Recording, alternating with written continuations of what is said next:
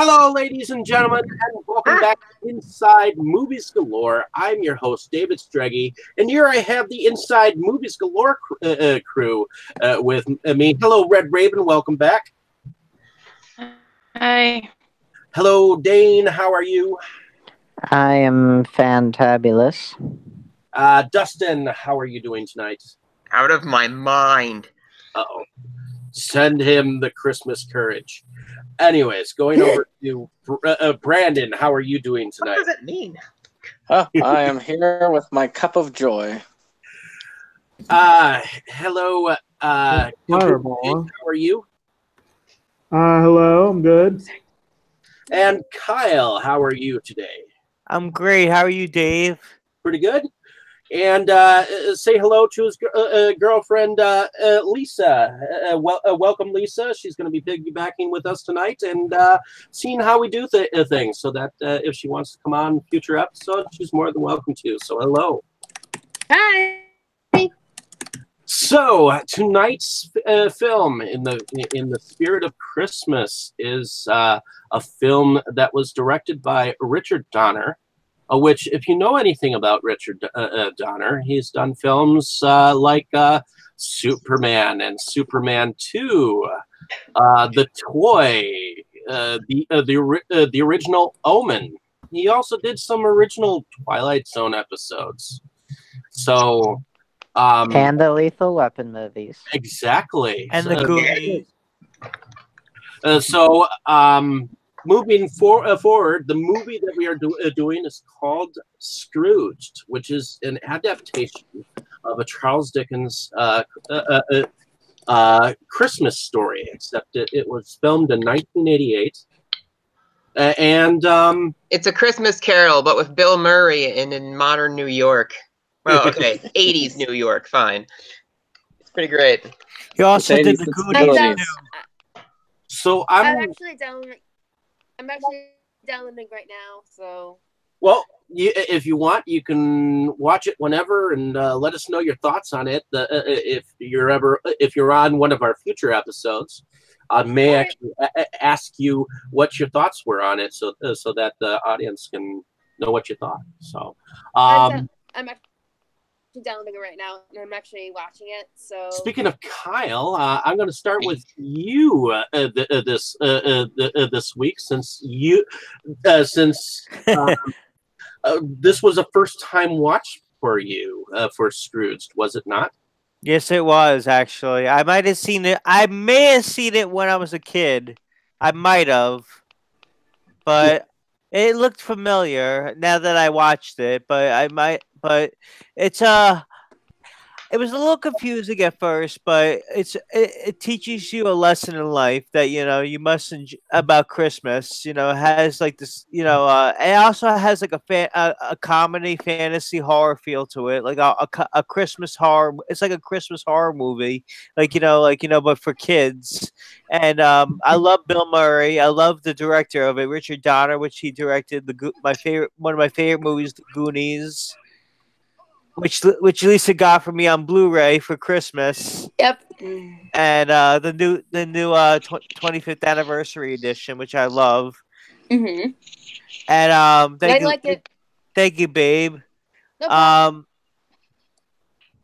It's a real and Scrooge. Back to Scrooge. Really great movie. I love it's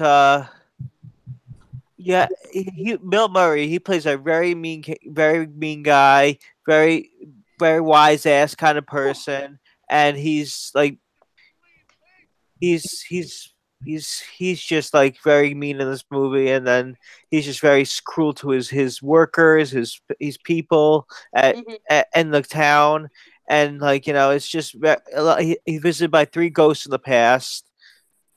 And ghosts of Christmas past, present, and future. So Bill Murray is Scrooge, and he's kind of a dick to everybody. He's kind of a dick to everybody, yeah. Oh yeah. Christmas Carol. I'm watching it now, and I can definitely see why a lot of people think he's like really mean. I'm actually watching it now as you speak. Yeah, that's okay. I never seen him play a part like this before. He's usually playing like a nice, sweet person, and then at the end, I don't want to give anything away, but well, never stops us. Exactly. Yeah, but Spoiler warning, it's as they usually heartwarming, very heartwarming ending that really touched my heart and really made me happy at the end. I did not expect it to be a heartwarming ending, actually. And it's one of the feel good movies of the year, one of the feel good Christmas movies that I really enjoyed it. I might own it someday. The feel good movies of 1988. 1988, yeah. I just seen it in 2018. All right. Only 30 years old. I'm gonna I stop know. there. Don't remind me. I'm seeing it 26. I'm watching it right now. I like the old setting already. I love 80s movies. So. I love 80s movies too. It was a very different time. I love Christmas movies too. And for me though, I just gotta say something. Now, like old Christmas movies back then compared to today's movies on, like, let's say Hallmark, because is the plot pretty much it's either the husband's rich and doing anything to his wife and everyone has a fight and then everyone. I want something Christmas movie like something more unique. So now it's just some dumb formula. Almost like a religious movie. Right? Like, it's always like, here's plot point A to B to C, and it's more or less like the same. I mean, like, the names and like some of the details like change up, but it's always like the same kind of cookie cutter. Everybody learned a lesson plot line, but they all learn the same lesson in the same way, and there's like no fucking point to watching the movie. there's always a lesson to be learned in these movies, and there's always Going over to Dane, was this a first time watch for you? Yes, it was. I know that Kidding people me? had sure. Yeah, it was first time watch for me. I know that a lot of people have really fond memories of this. But like I said for the Christmas Vacation episode, like I'm not a huge fan of Bill Murray as a comedic actor. I do like him a lot as a dramatic actor. And I love, Christmas Carol in just about any form. Not to rain on people's parade, I kind of thought this blew, to be honest with you. There were certain things I liked about it. Like I liked the Ghost of Christmas Future, and but like I thought it was very just mean and kind of unfunny and tedious, and just the whole thing felt really phony to me. Like it didn't seem to. It was mostly just kind of an excuse for Bill Murray to just be Bill Murray as a cantankerous person while kind of trying to squeeze in, this thing into a Christmas Carol framework here, and it just didn't feel genuine at all, at least to me. What movie did you watch? Savage. Very savage, my dude. All right. So going over to Brandon, what were your thoughts on this film? And was this a first time watch for you? Oh, heck no. And by the way, Dane, I'm glad to hear a dissenting one. It's good to actually get that variety in there. It's what's funny. So apparently, the critical reception of the movie at the time was mixed, and it has a cult fan base and everything, I guess. But it just, I'm glad that it doesn't have like the, universal like praise that certain movies have. That if you don't like it, then you're insane or you're out of your gourd or whatever. And I make that claim. I know you are, but that's kind of your thing, But the point is that like I tend to not like it when movies get so lionized one way or the other that you just have a dissenting view and therefore you're just out of it. But it didn't really work for me. Well, I will say I do have an interesting story behind this. For me, of course, I watched it much like the National Lampoon's movie when I was fairly young. It grabbed me right away. It was one that grabbed me right away with the whole idea of Lee Majors comes to save Santa's workshop just at the very beginning. I want to see that fucking movie. That looks amazing. But I have seen. This is probably one of the Can't do it, films. Lee. I have like around 10 films that I have seen many, many times, and I mean into the hundreds of times. It's not in the top 3. If we ever get to those, I would try to host myself for those because I know them so well. But it is to the point where I have it. I have pretty much all the lines memorized from the movie. We also set it up this time by watching The Man Who Invented Christmas right before. So it was really cool. To me, it was something very different from a lot of the sentimental kind of tripe-ish stuff that we would see throughout the holiday season. It was something fairly new. It wasn't your Rudolph or your Frosty or even your traditional Christmas Carol. It was something new and kind of fresh in its own way at the time.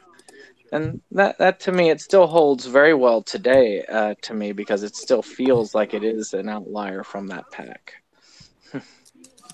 Okay. I'm just going to interject here for a moment. Katie's point of view, since she's unable to make it due to a work situation.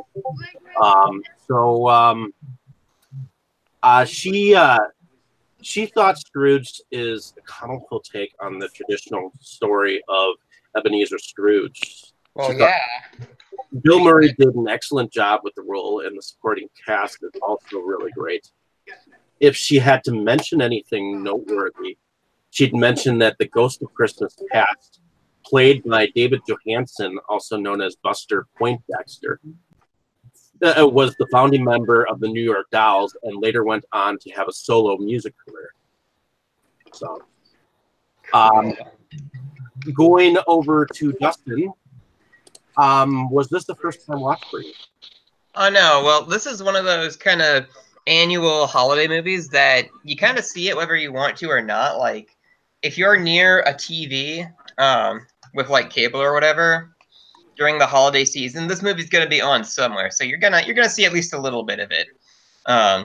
So no, this is probably, I don't know, maybe the 10th time or so I've seen it. It's kind of hard to guess at this point.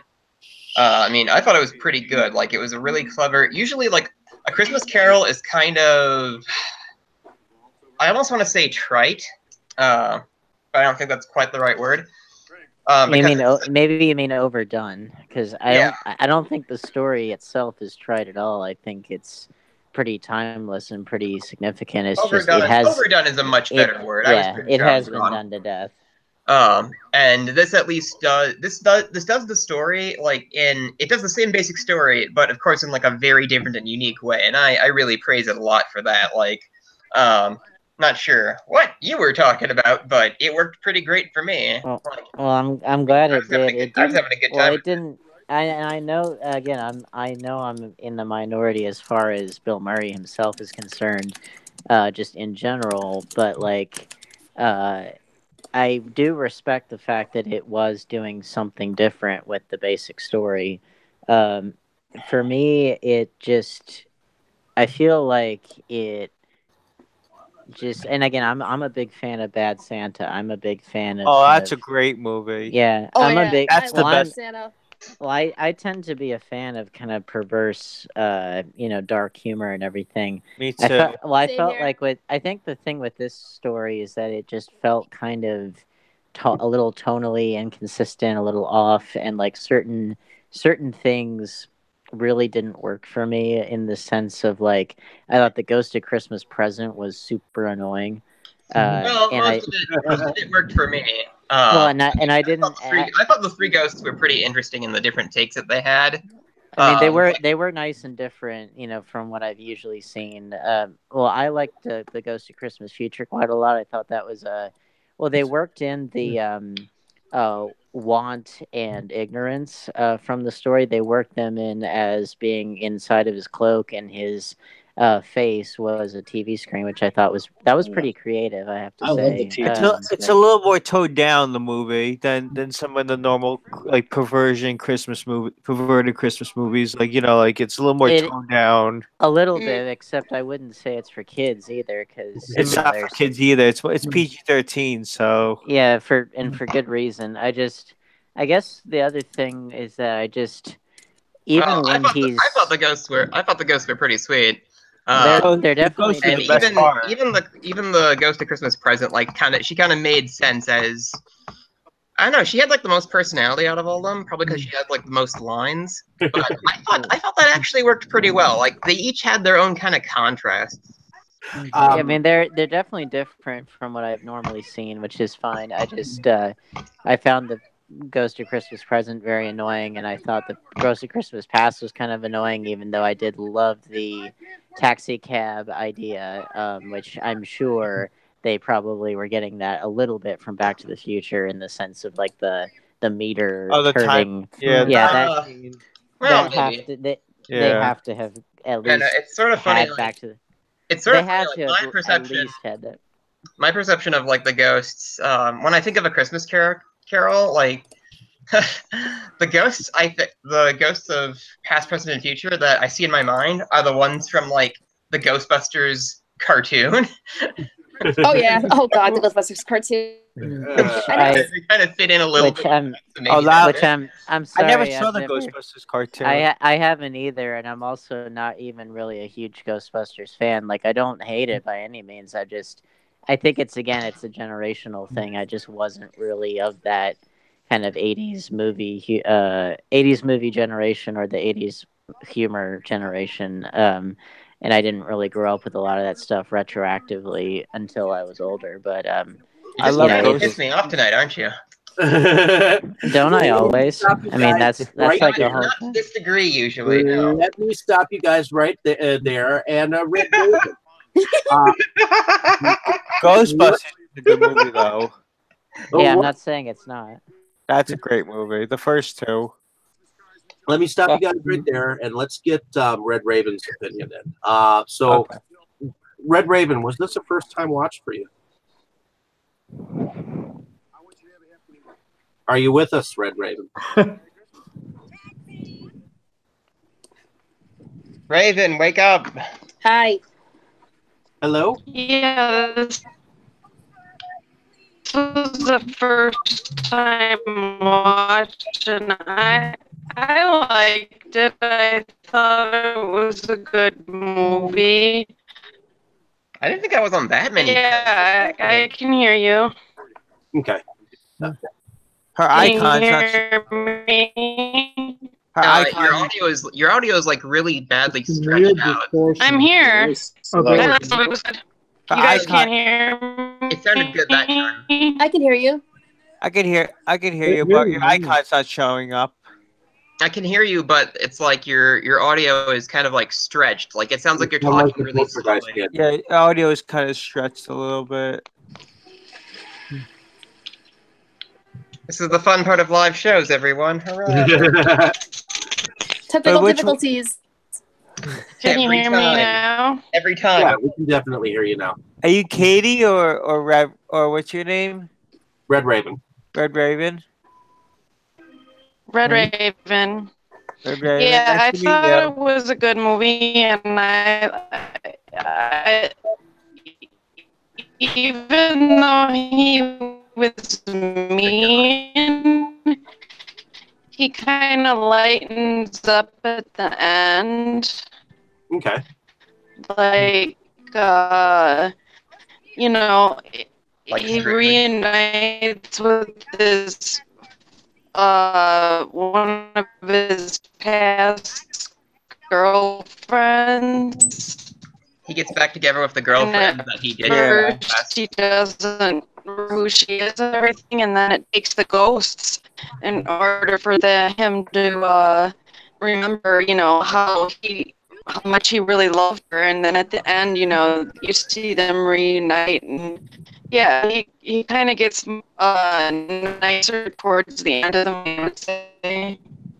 He has like a transformative thing because that's kind of the point of like a Christmas Carol. Like, Yeah. he becomes a better person from the experience.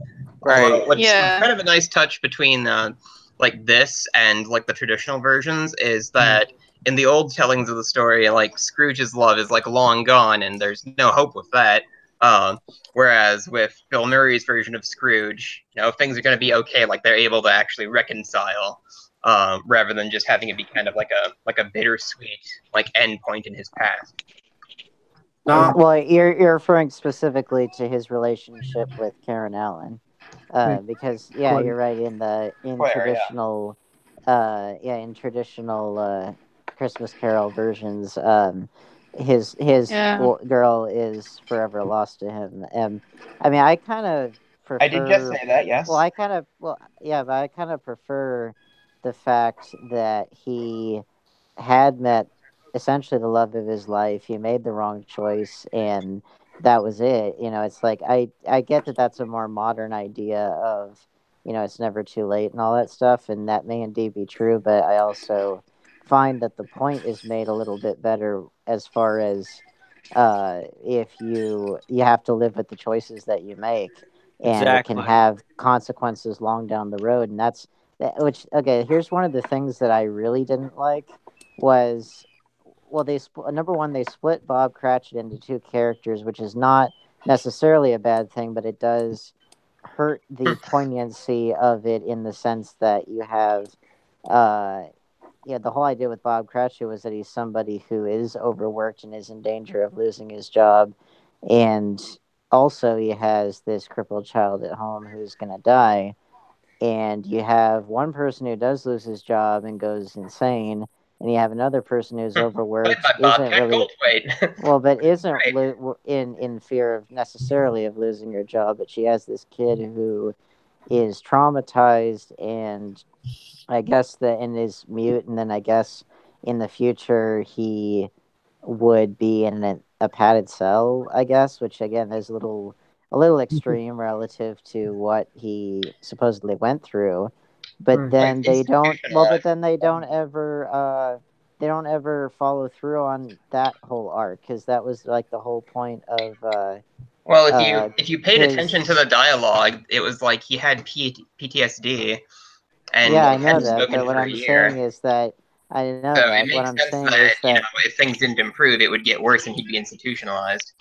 that's not at all what I'm saying, Dustin. What I'm saying is that the whole idea of Scrooge's concern with Poor Tiny Tim is that if you don't pay attention to the suffering of the youngest and weakest, then, you know, the innocent will die, or will, you know, and so, okay, fine, we have some equivalent of that, but then once he has turned, they just kind of forget about this kid. And it's like, well, that really hurts his arc, doesn't it? You know, I mean, Yeah. and even his arc, once he's transformed or whatever, he just kind of rambles on this live telecast, and everyone just absorbs it and loves it. And it just, I don't know, he just talks like a lunatic, and he doesn't really. And I'm saying all of this knowing that Bill Murray can play a character who starts off really unlikable and has something extraordinary happen to him, and he makes a genuine change and becomes a really nice all around person. And that movie was Groundhog Day, which is which is a funny movie when it wants to be, but it also is much truer to the spirit of A Christmas Carol, even though it's not an adaptation, but it's that same basic formula. Let's hold that thought. We still have two people. We haven't even gotten to initial thoughts yet.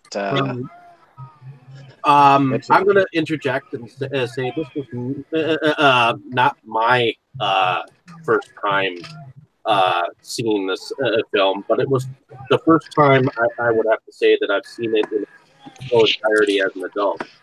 And seeing it as a child, I absolutely enjoyed how crass Bill Murray's humor was, because it was different, it was wild, it was untamed, it was everything in the 80s that you can't do nowadays with the conservative politics that we have now. Oh, you can't say that on television, you know, that kind of thing, you know. I mean, it's it's everything comedy could have been, just unedited. The thing is, in this role, in this role that Bill Murray has taken upon himself, he is the meanest that you ever see him. The things he says to his employees, he's got them cowered. He's got you know, I mean, who fires people on Christmas? That kind of thing. The other thing is you got the special effects of the movie. You're pretty good. We'll go into that later. There's zombies. There's zombies in the movie. There's a zombie in the movie too. Remember the one zombie in the first one that comes to that would be what would be emulating Jacob Marley in Oh yeah, his old boss. Something like what? Something white comes out of his mouth. Yeah, like a golf ball. Almost some golf balls, yeah. And also, I love Carol. I love Carol Keyes. What were we saying? Oh, I was saying he died like on the golf course or something, and so that's why he's like dressed like he's going golfing. So even though I consider this kind of a classic in its own right, and I can understand where Dane is coming from the background of film that he comes from, that he's not exactly enjoying it like we have. So I do think it is a generational thing.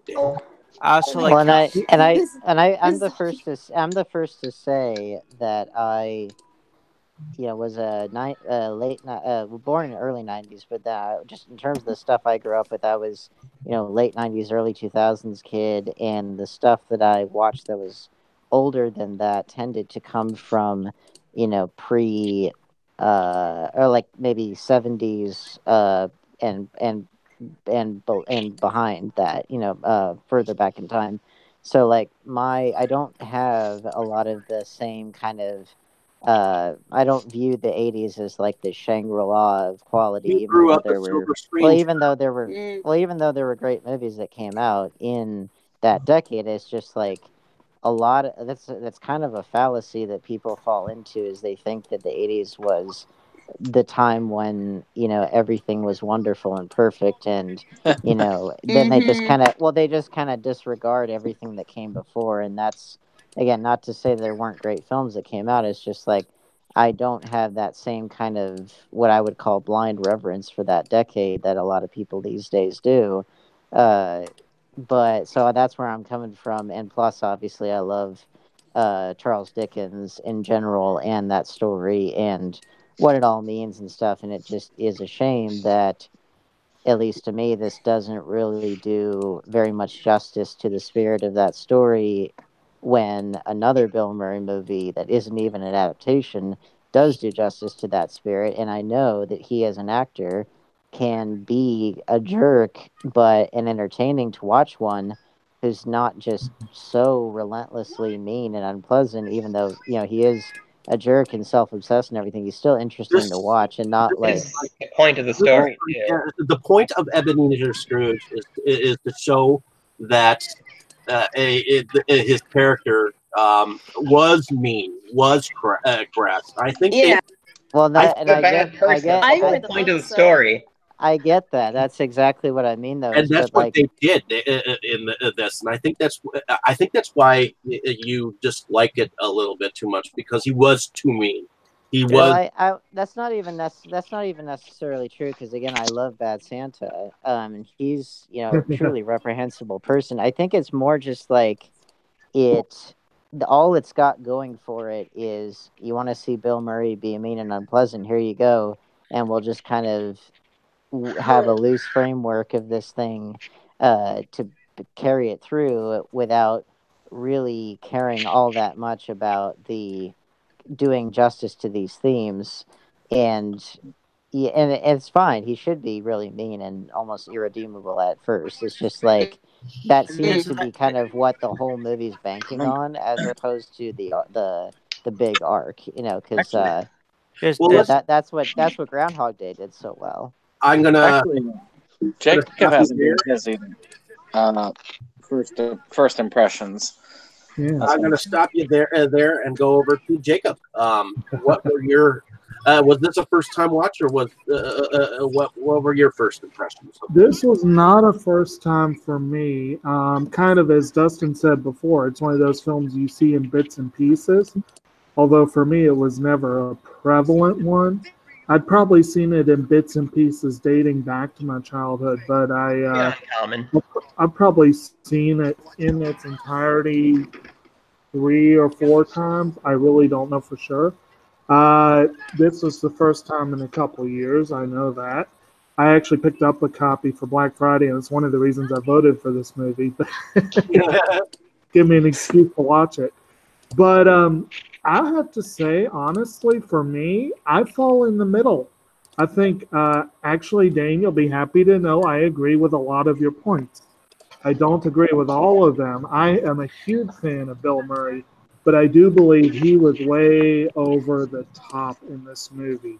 Way over the top. I think he could have done the role beautifully. And I read a couple things in the background that may be part of the reason why. One being that he was at that point in his career ambivalent about acting. And he's always been eccentric about acting, but he apparently was thinking about quitting. And apparently he did not get along at all with Richard Donner. And he quipped that he felt like Donner kept going louder, louder, louder. And he quipped he thought Donner was deaf or something. And I think that the disconnect between them, the fact that they didn't get along so well and they had clashing styles, might have been part of the reason why the movie feels like a hot mess most of the time. And it does. I will admit, I like Scrooge, but I feel like it feels like a hot mess. It does not feel like a coherent movie the way most of Bill Murray's movies do for me. Yeah. And I do feel I agree wholeheartedly, even though I like Carol Kane and I like the idea that the Ghost of Christmas Present was against type. She irritated the hell out of me too. Yeah. Yeah. Well, There's, well, there's Yeah, some, I agree with that one. let me be clear. Even if you didn't agree with me, that wouldn't. I mean, I'm glad you do. I'm glad that you do concur on things. But it's like even if you didn't, that'd be fine. But the I think what you were saying with Bill Murray not getting along with Richard Donner, that is definitely there, and I can tell that I felt like his performance was really was way over Right. exaggerated. Right. Which again, that role and that basic framework doesn't require that to work. Again, case in point, Groundhog Day. I hate to keep banging that drum, but it's like, but he did it so well. Like he was just mean enough, just and interesting enough to watch while still infusing it with real humanity. And part of that is because the script it's there on the page. It exists on the page, and so when it's there on the page, the actor can do it. there's And that was the other thing. Apparently, I did some research on this, but one of the screenwriters really dismissed the film, saying that what was on the page was so much funnier than what ended up in the movie. And that happens sometimes when certain people just don't know how to translate this material from the page to the screen, through the director, through the star, and how all that stuff goes together. And there's so that's there's some kind of how it came across, is that there was a lot of just not communicating how this thing should work. there's I some almost nice I think watched it it. would have been more effective if Murray had done a little bit more like what he does with his Wes Anderson films, where he tends to almost underplay the role. Yeah, Like, exactly. Yeah. especially like a corporate executive, some of the things he says and does, if he had done them with just a completely, like Robert Mitchum's role as his boss. Mitchum says some totally insane stuff with a completely straight face, and it comes across beautifully. there's some And nice hmm? there's some What's that? nice performances in here too. Well, you're absolutely right about his performances in Wes Anderson films, and like that. Well, that plus his work in Lost in Translation, those prove what a great actor he really can be, and he's a really good underplayer, and that tends to translate to good film acting because film is a much more subtle acting medium than say the stage. Right. And Here he kind of overplays it way too much, and that hurts the dramatic thrust of his arc towards the end, especially when he's just as screaming and over the top as he is before, and it just kind of doesn't translate as well as you'd want it to, even though Bill Murray at his best Right. tends to underplay things beautifully. Even in something like Ghostbusters, which is a comedy, I think people love his character so much because he is so laid back and so not ruffled by anything, even stuff Right. that he should be ruffled by. There's You some know, nice. Another right now, more I'm at okay. Another illustration of kind of playing it, almost underplaying just the right amount. Like Brandon said, we watched The Man Who Invented Christmas to prepare for this in some ways. And that one, of course, was about the writing of A Christmas Carol. And it posits that Dickens would actually talk with the characters.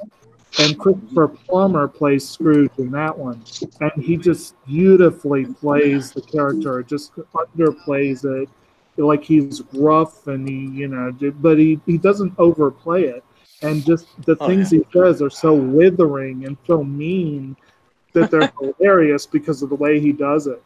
And I think that would have been an interesting direction to go.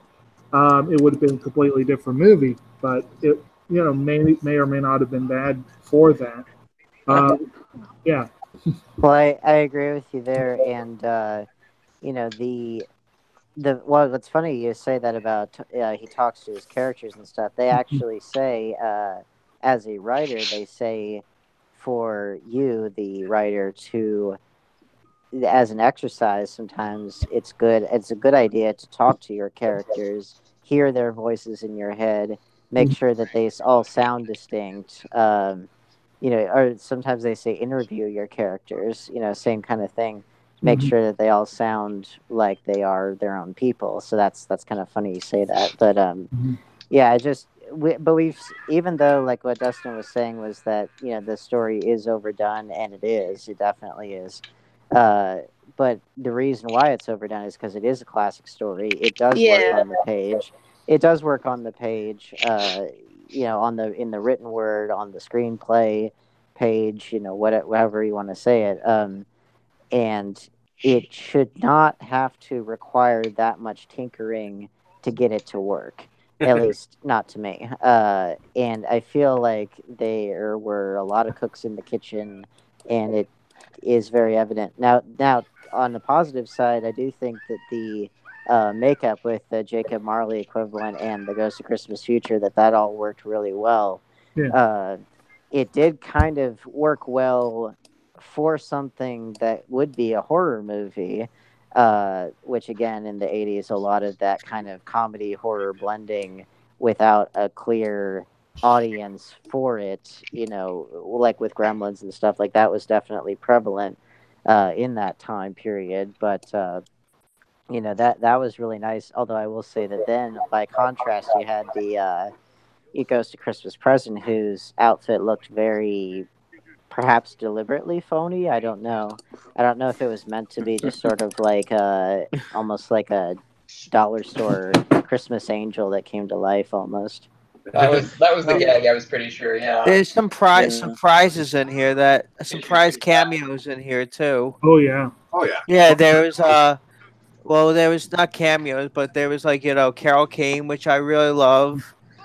And the great performances, great stars, Bill Murray. I love Bill Murray's stuff. And I love Carol Kane. I actually met Carol Kane, actually. Oh. I had, my mom's cousin. I have a cousin that's on my mom's side that actually knows her. And I met her at a fundraiser, and she signed my When a Stranger Calls DVD. Very cool. Yeah. And of I course, actually about appearances and performances, it's worth noting that John Houseman, who was the narrator for the live production, this was his last completed role, I believe. I think he appeared in one movie that came out after this. but the film came out a month after his death, and this was like his swan song essentially. So it was an interesting way to go out. You know, Who died in this? John Houseman, the narrator of the production. Oh, I He didn't did a know great that. job. Oh, Yeah. So that's. Uh, I mean, there are worse ways to go out, definitely, and he did do a great job acting as that character in this film. Now, Yes. now that everyone has gotten their first impressions in, I figured I'd ask about that first scene of that Santa Claus movie, and then work our way forward. What I loved that. oh, that's Santa Claus movie? Spectacular! Like it was so good. Originally, I was gonna say in the beginning of our thing. So let's start out. We're gonna watch The Night the Reindeer Died. Wait, Yes. Yeah. That was a great scene to start out with, and then they also kept going to those multiple programs throughout, like Father Loves Beaver, which I didn't get as a kid, but I get it now. That's a weird commercial that he had. There's some weird commercials in there too. Of course, Lee Majors of the $6 Million Man had to show up because at that point in time, he was still desperately seeking roles. Yeah, I know. Well, hey, he got into Ash vs. Evil Dead, right? I mean, it only took 30 years, but Well, you know what's interesting is that very beginning with Night the Reindeer Died. Like I would rather be watching that movie. But I never seen that. Is it good? Well, no, it's not a real. it doesn't movie, exist. Oh, it doesn't. I've heard it. Taylor, It sounds cheesy. What is that? It's not a Well, movie. Spectacular. it's the very beginning of this film. It's our film. In Scrooged, in the very beginning, you're watching a trailer for an action film. Where, Wow. It's called Scrooge. well, yeah, Scrooged. This Okay, movie so is- Bill Murray's character is instead of just like a banker like Scrooge is in the classic story, he's the president of like a TV network, and the movie opens with him sitting at a board meeting watching like trailers for the upcoming holiday lineup, and that quick like Santa Claus action movie Lee Majors thing is one of the trailers that he watches. So he watches that and a few other things, and then it kind of cuts to him and lets us know that They're promos. get on a screen. Exactly. That moment when Mrs. Claus is yelling, "Let's get 'em!" and they all start grabbing the weapons. It just open that cabinet. I almost Guns. wonder- Why do they have those? I almost wonder if Weird Al on his Bad Hair Day album was emulating The that. Night Santa went Weird Al crazy. Yankovic. Love that song. Yeah, it's quite The Night possible. Santa went I don't crazy. know. It's quite possible. That's one of my favorites of his. I was mean, actually thinking if I that love song Weird would Al. be on the soundtrack. I love to the Weird movie. Al too. yeah, he's one of my idols. But what's funny is actually if we're talking about favorite bits, I did like everything with the Ghost of Christmas Future, but I did think that opening trailers there were probably the funniest, just because there the tone is very clearly established as a satire, and that's kind of at least that part of the movie is the tone's pretty clear. It gets less clear from that point on what the tone's supposed to be, but like I do like the satirical tone of those trailers, especially with like Father Loves Beaver and stuff like that. Like there's They some remind me of the good- grindsploitation trailers. yeah, well, it's like, what I liked about it was that it does have a satirical tone to it, and it does kind of remind me of Like- something like you'd see in like Natural Born Killers or something. or like Yeah. Grindhouse. Yeah, it's like I do feel like had the movie taken that tone and just stuck with it all the way through, then it would have succeeded a little better. And I think it was trying to do that. I just don't think it fully got that, you know. I think that was the original tone. Well, and it was trying to, but the other thing is that, okay, if you do stick with that tone, then you cannot have your cake and eat it too, in the sense that, like, you know, you try to have this great transformative classic story within the confines of what is ostensibly a cynical kind of postmodern satire film. Like those two things don't quite work together. To me, the comedic dark humor that Bill Murray brings to the table in this film is not unlike that of what Robin Williams put forth on the set of Mork and Mindy. Yeah. Yeah. Because here you've got a wildly rambling comedian who evidently was let loose on Christmas holiday in this movie, because I don't think what he was saying was entirely written down in the script. They ad-libbed a lot. He ad-libbed a lot, and Well, it made it a little bit more it definitely comes across as having been ad-libbed, because in that whole ending, just meltdown, he tends to say a lot of the same things over and over again. It just is like, okay, Well, wrap it up. in the context of the moment, it's supposed to be like really heartfelt and earnest. Like it's coming from him, like on the spot. Like, I mean, I think it works perfectly. Well, that I mean, it does feel. I mean, stop and think about it, like in that context, instead of just like, ugh, fuck this movie, like at every analysis point, you know? Well, that isn't at all what I'm doing, Dustin. I mean, you would know that if you paid attention to my arguments here. But the I'm reading about birds. Well, I think that the thing is that it feels a little bit like almost like a mental breakdown rather than like epiphany. And again, that's kind of subjective. I mean, one could argue that Scrooge's big arc, you know, in its own weird way, one could make an argument that that's kind of a mental breakdown of its own, depending on how the actor chooses to play it. Well, let's take a look at the character of Christmas Past. Okay. Cabby is pretty cool. He looks like he belongs in Ghostbusters 2, though, doesn't he? Yeah. I grew up with him on MASH, the television show. What did he play on that? He played a character called Rizzo. Yes, I remember. I knew he looked familiar. So seeing him in this role, I never seen MASH. Well, I've seen it. Wonder if that had anything to do with them getting Jamie Farr for a cameo.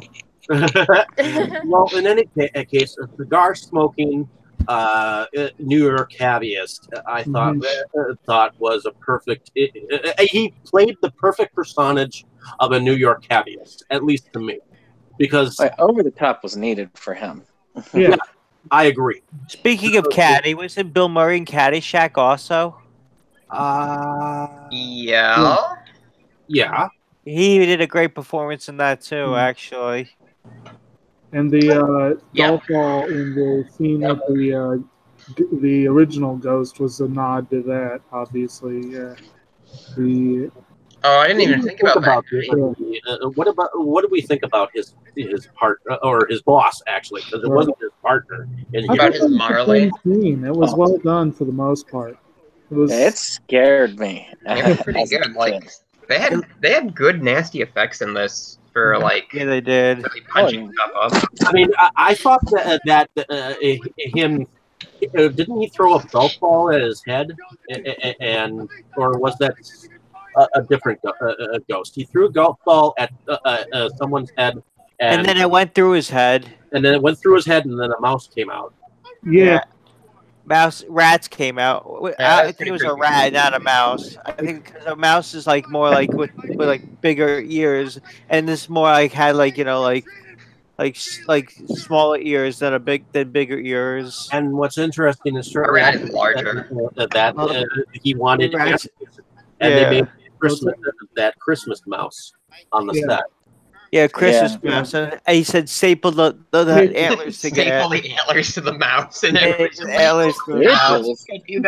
But yeah, that followed the whole insane speech from Robert Mitchum's character, who I think actually was the studio president, where he was talking about like how we needed to capture the market share of cats and dogs by doing more pet-friendly programming.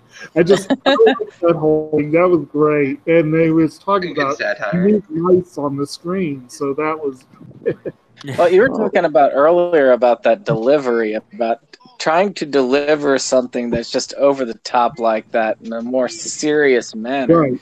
Yeah, That came which he across did a good. so funny because he did that right. Yeah, he did a good job of delivering that kind of absurdity in a subdued fashion. Which what's funny though is that, and I would assume that this is before these channels existed, but I was hearing that and I was thinking, well, nowadays we have Animal Planet, we have we have National Geographic, we have these ostensibly animal channels, and surely any animals that we're watching may get something out of that if they can comprehend what they're seeing. Eat your cats.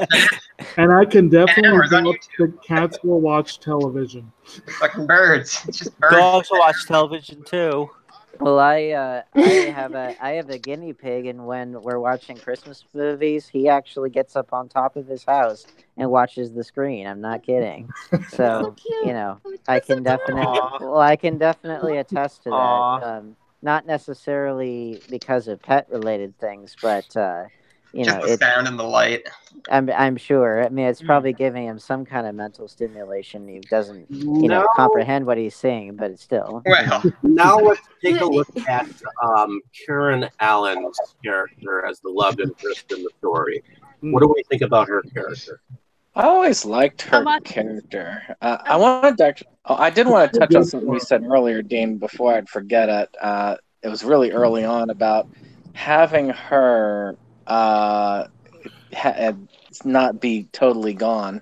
It brings me back to something I was listening to when we were watching The Man Who Invented Christmas, where they were talking about Tiny Tim, and then Charles Dickens' original concept.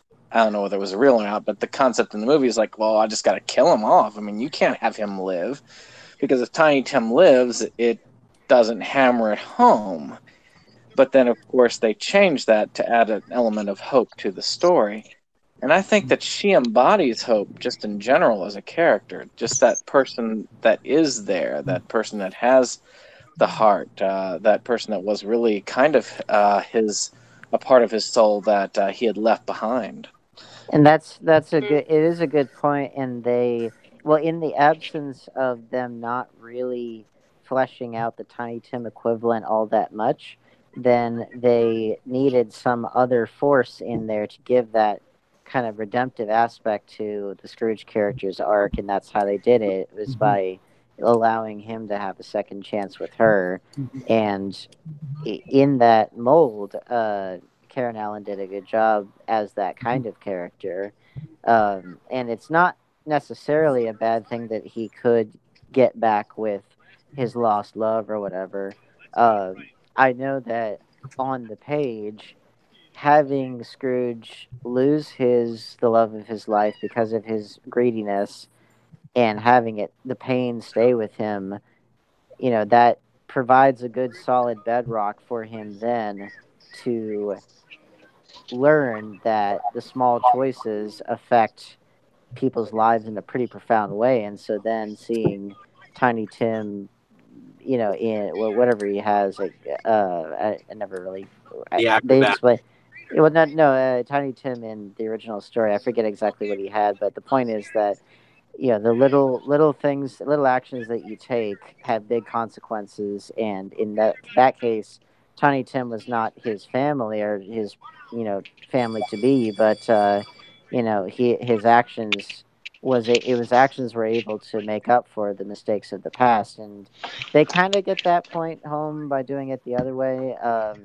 And I guess it's a little bit more of a modern idea that you could reconnect with someone that you lost touch with all those years ago, because we do have phones and we do have planes with which to travel and all, and of course nowadays we have social media, so you can just look up your ex on Facebook. But so I mean, I can definitely I can see what they were getting at there. I think for my 2 cents on the thing, I think the idea of having her around, the weakest part of it probably is that in the end, the Scrooge character in this one is almost fully absolved. And this one, I agree with the idea that it really blunts the satirical element of the film because Scrooge pretty much doesn't, he's not in any way punished for his behavior. He is completely rewarded for it. And I don't know, I think maybe he comes out too much on top at the end. And I know in the original story he kind of does, but the fact that he lost his love kind of, maybe that was the price he paid, you know. But, I agree, and plus the fact that you know, in the original story, he has a whole lot more redeeming to have to do as far as his nephew and his nephew's wife and Bob Cratchit's wife, Bob Cratchit himself. I mean, he's got a lot of explaining to do, pretty much, as far as, you know, the stuff he has to fess up to. Now, granted, when this guy has his mental breakdown on TV, they're kind of trying to cross all that stuff off all at one time in one scene, and it does lose some of its personal nature because it's done over television and not in person, not on a personal level, and it's done in the form of what is ostensibly a mental breakdown on live television. So, and you're absolutely right. I do feel like he gets rewarded and doesn't have to have gone through that much punishment to earn that redemption and earn our sympathies, you know. So I do think that's a very good point as far as character development goes, and that's again why not fully fleshing out your Tiny Tim equivalent ultimately hurts the redemptive aspects of the story, if those are indeed things that you're wanting to preserve. If you're wanting to just go for a full-on satire, then do that. You know, and that seems to be where it was going at first, and it just kind of lost its way. That's kind of funny. Like, I just bought the Vinegar Syndrome Blood Rage, and whenever you guys say Tiny Tim, like, that's what I'm thinking of. Because Tiny Tim...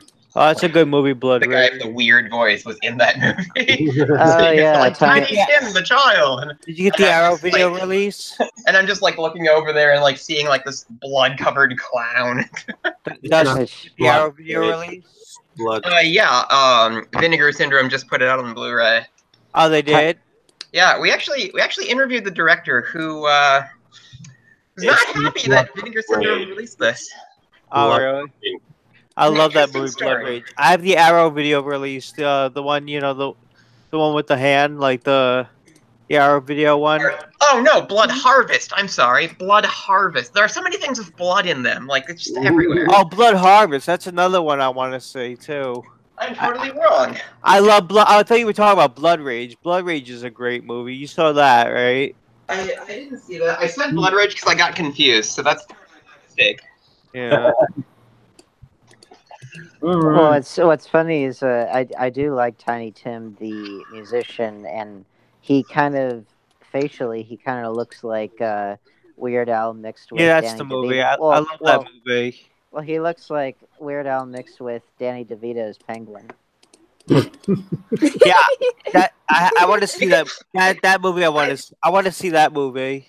Frightening dude. Damn.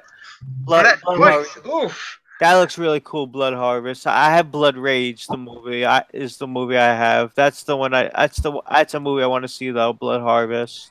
Well, that'll be my viewing tonight as I finish up my finals. Cool. I like your mask.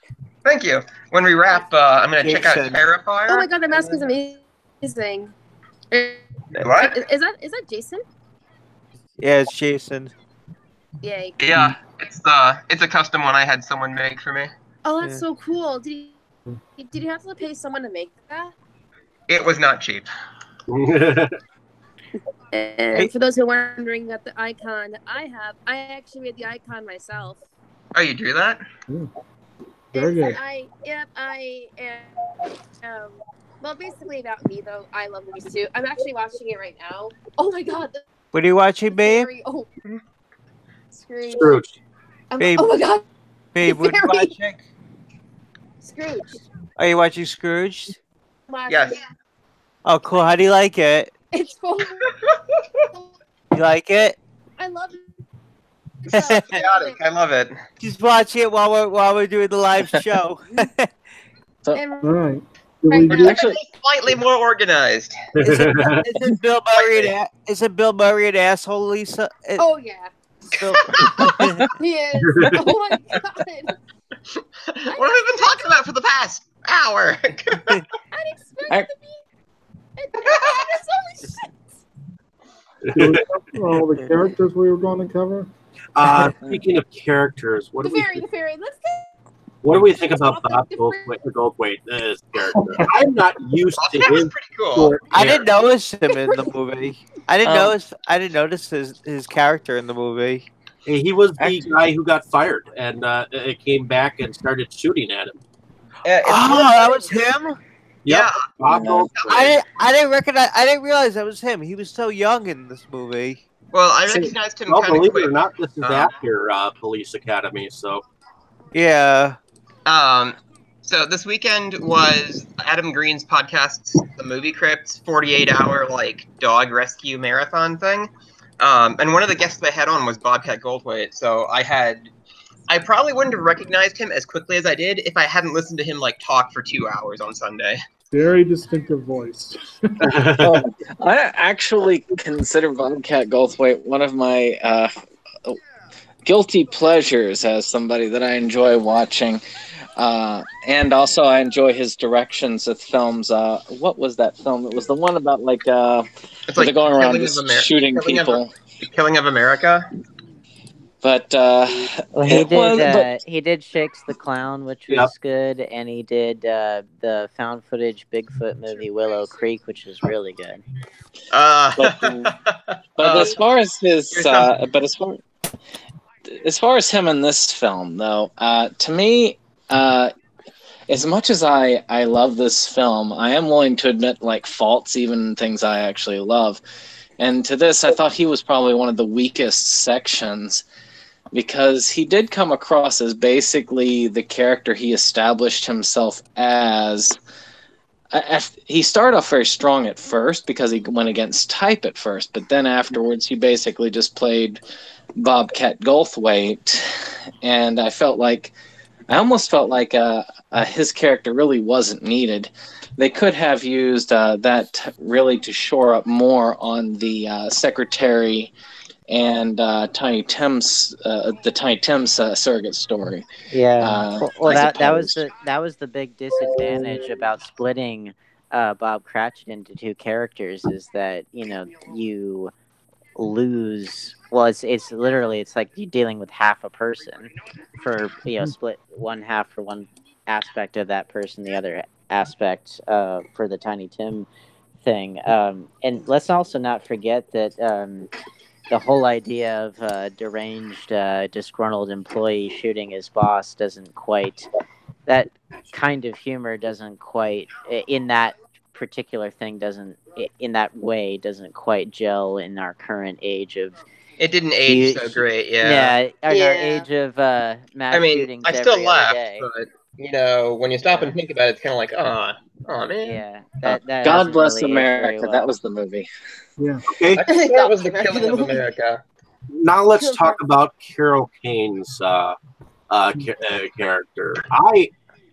For some reason, I was hysterically laughing through her part, through and through, because it's like she said to him.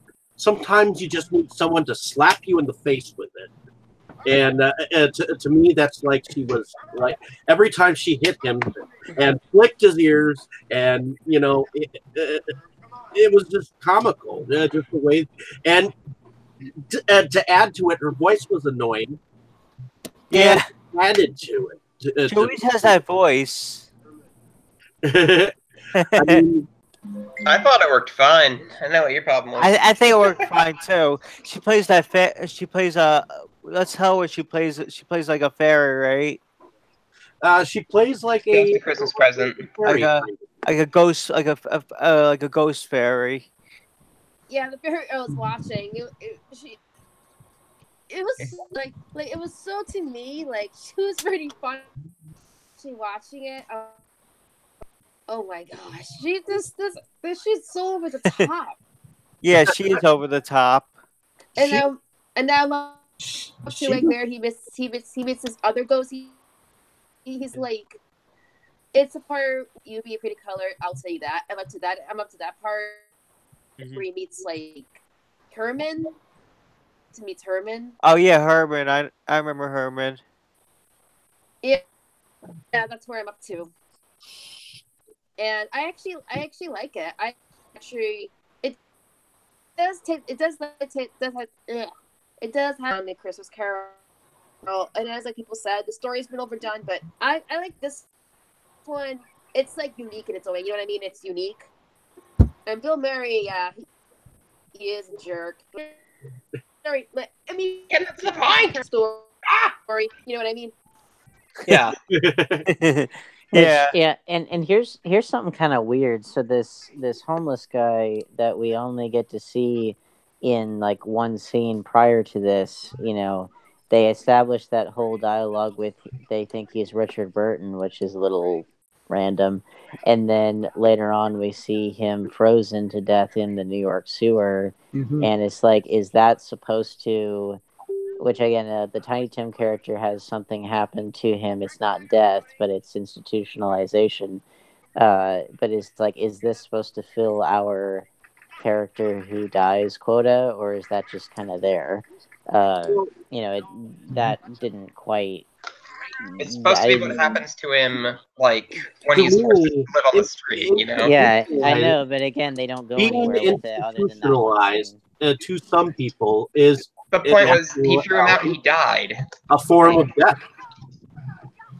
I mean, to me, going into an institution for life is kind of a death. Yeah. Arguably worse. I mean, knowing... Well, if he does go in for life, which, I mean, as far as we know, that's about what happens, but they don't extrapolate on that. We're supposed to have an imagination about what happened. I need more drugs. Oh, they leave it up to the imagination what exactly happens in between, but they give the assumption that he was institutionalized because of the shit that happened to him.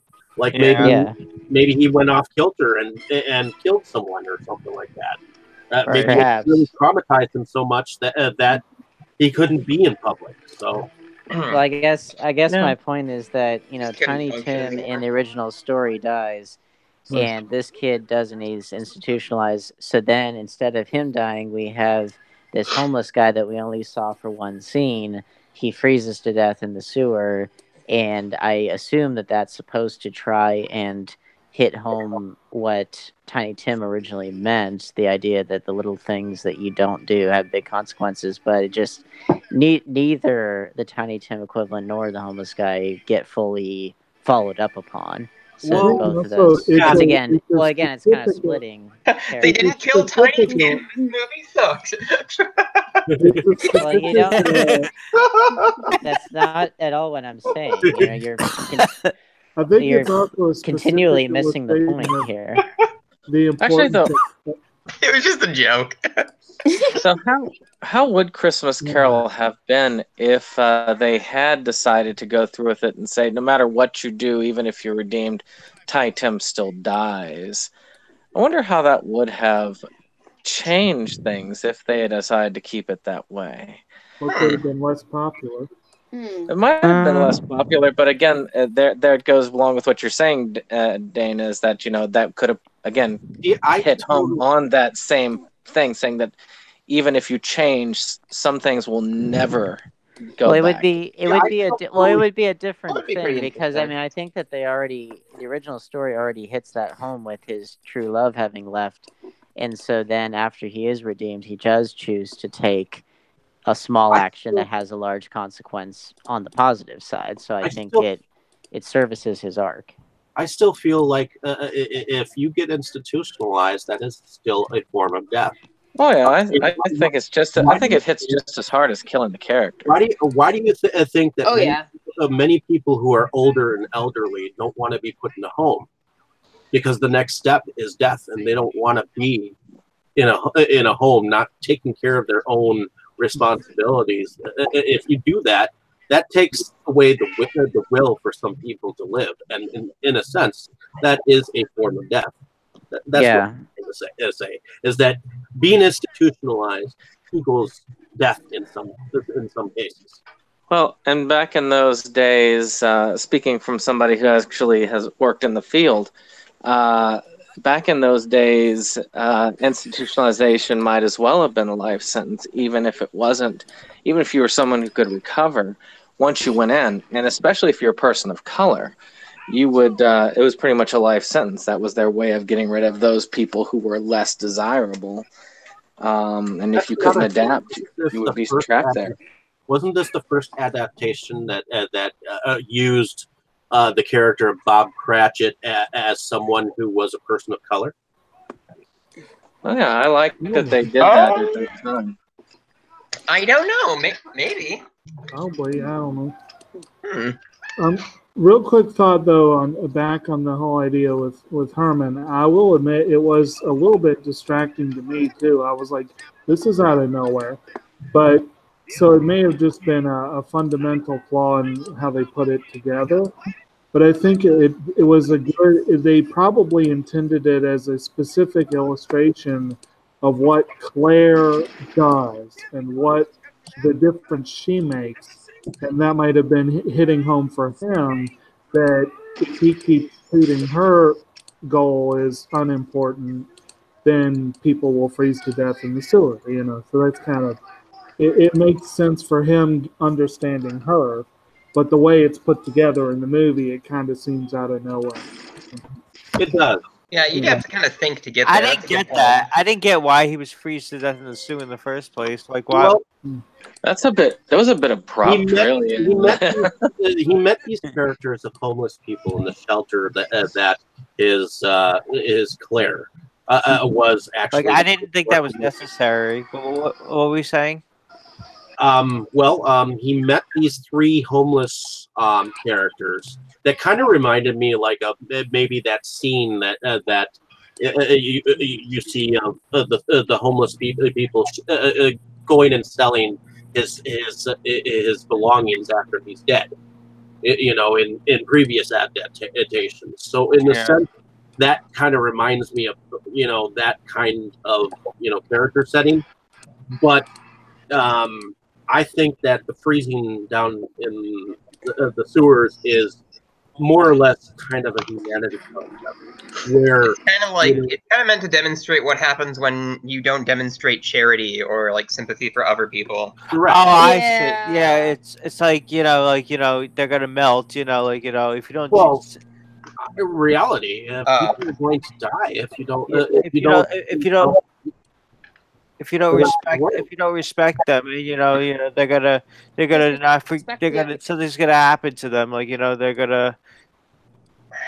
So you know what I'm saying? Oh yeah. Mm-hmm. With birds. It's like the death will be upon you, or something like that. Exactly. I think that's that message across, saying like if you there's like in life, how people are going to respect you back. I mean, yeah, you treat others the way you treat others the way you're being treated. Like, how's that saying go? I mean, as he went out the door of that treat others the way you're being treated. That homeless shelter, that food kitchen, so to speak, which is pretty much what it was. It was a food kitchen. As he went out the door, the same character was sitting there, and he asked for change.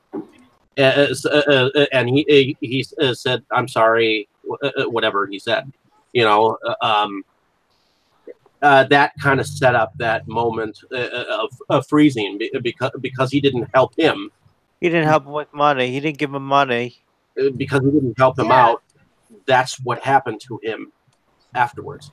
Yeah, and he was still yelling at him, even though he was there sitting there frozen. He was still screaming at him. He was like, "Why are you listening to me? What is wrong with you?"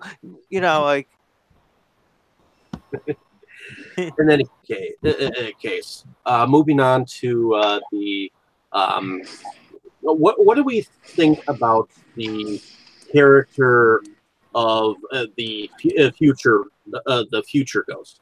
I think to be It was pretty rad. fair Like, though, he had great design. Like, I mean- especially that joke when they introduce him. It's like he sees like their crummy like Ghost of Christmas Future that they have for the production they're putting on of A Christmas Carol. There's kind of like a meta thing in there where he's like, ah, and it's like, oh, it's just, you know, the guy in the costume. And then like when he meets the guy in the costume, and he's like, I mean, what's going on? And like looks under the robe, and there are just like tortured souls in the rib cage, and he's just like staring at it. And it's like, that's pretty good. That's probably my favorite moment in the movie.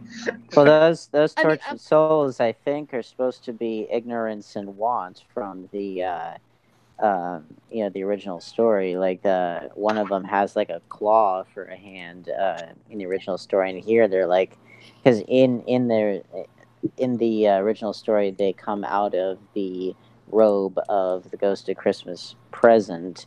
And here they're entrapped inside of the Ghost of Christmas Future, which is kind of a neat way to do it. Oh, yeah. And their design was sufficiently scary, and I always look forward to the Ghost of Christmas Future in any adaptation because that he's supposed to be the scary one. Mm-hmm. yeah, same here. It's like pretty much I like the symbolism behind the Christmas of the Christmas too, because it's pretty much it's gonna give you karma later in life, saying like, hey, for example, like if you're not nice to these people, like right now, then how are they supposed to respect and know you for a good person? Like as you were, I always look forward to any adaptation to Can you Christmas speak a little closer to your mic? of future.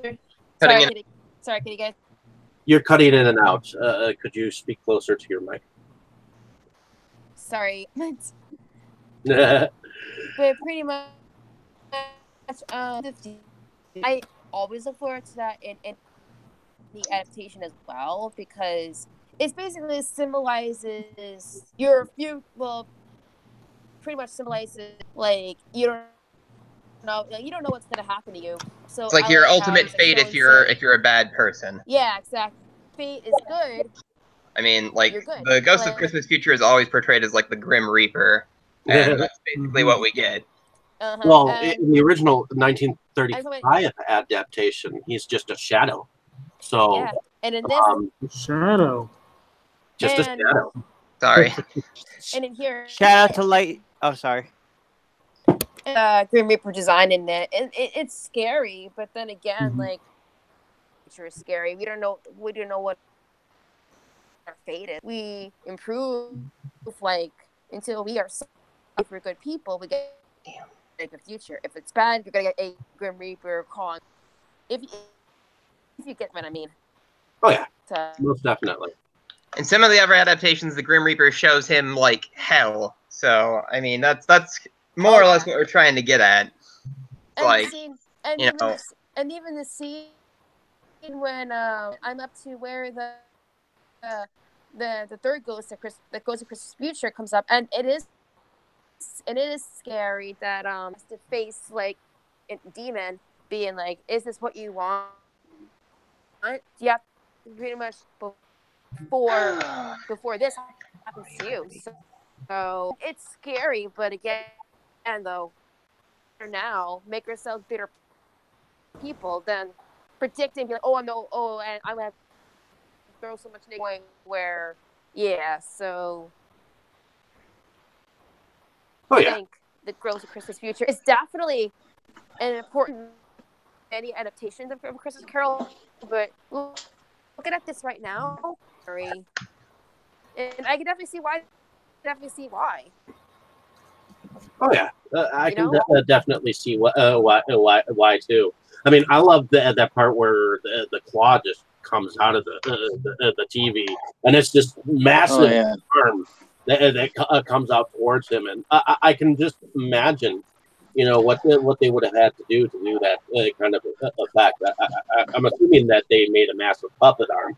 This would be scary for kids probably to It watch. looks like a puppet. It like, was. I've seen Probably enough effects at this point that I can somewhat tell.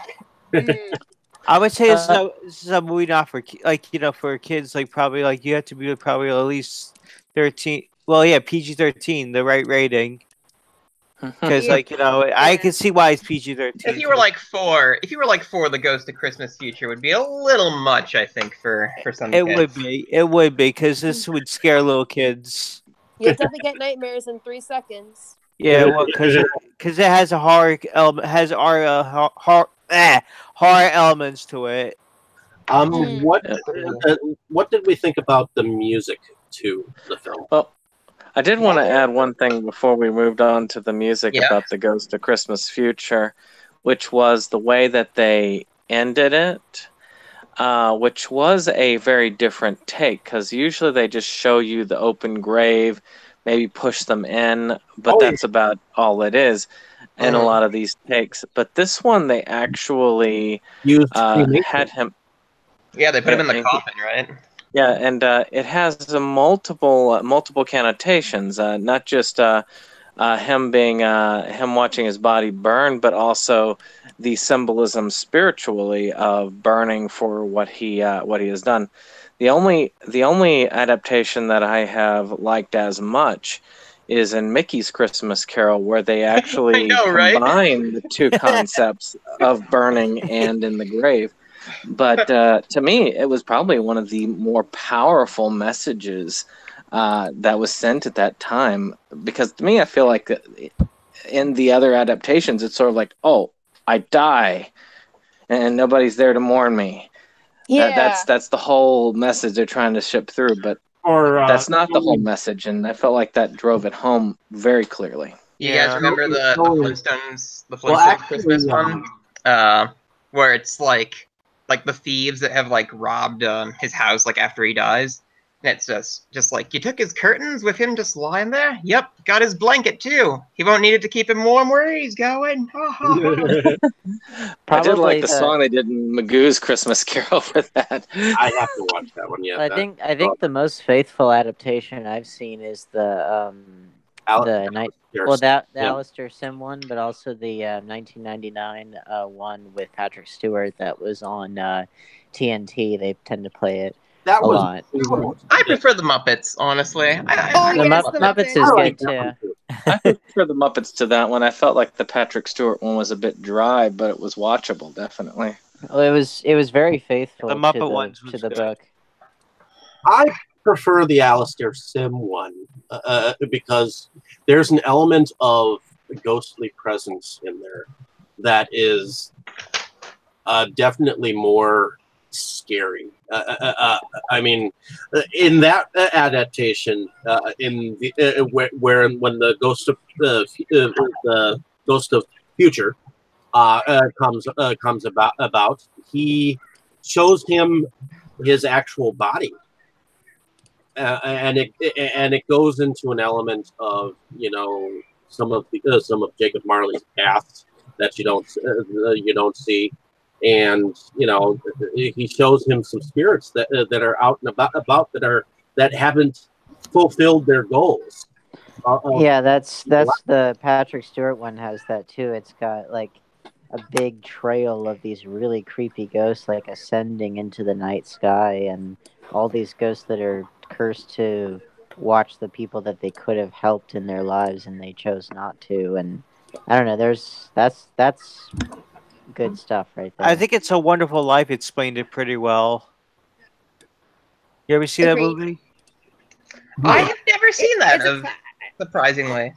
Wow. That's a classic. That's a classic. That is the Christmas movie. If you can only ever see one, that is the one. It's one of the best movies ever made. It is. Not just Christmas movies. That can be seen any time of the year, actually. Yeah, I know. It's on every year. It was on a few days ago.